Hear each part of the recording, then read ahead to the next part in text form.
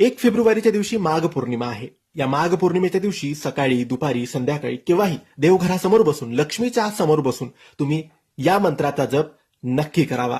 कारण लक्ष्मी मातेच्या समोर बसून या मंत्राचा जप केला तर लक्ष्मी माता प्रसन्न होते आणि पौर्णिमेचा दिवस हा विष्णू आणि लक्ष्मीचा दिवस असतो. माघ पौर्णिमेच्या दिवशी स्नान केलं, दान केलं, तप केलं, जप केलं तर आपल्याला खूप पटीने चांगले लाभ मिळतात. आपले पाप नष्ट होतात आणि सुख समृद्धी घरात नांदते. म्हणून हा दिवस चुकवायचा नाही. घरातच आंघोळ करणार असाल तर गंगाजल टाकून, तुळशीचं पानं टाकून आंघोळ करा किंवा पवित्र नद्यांमध्ये जाऊन आंघोळ करा.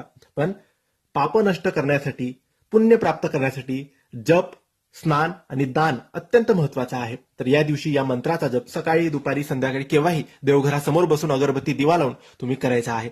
1 माळ या मंत्राचा जप करा. लक्ष्मीच्या समोर बसून करा. हा मंत्र आहे विष्णूचा. ओम नमो भगवते वासुदेवाय. ओम नमो भगवते वासुदेवाय.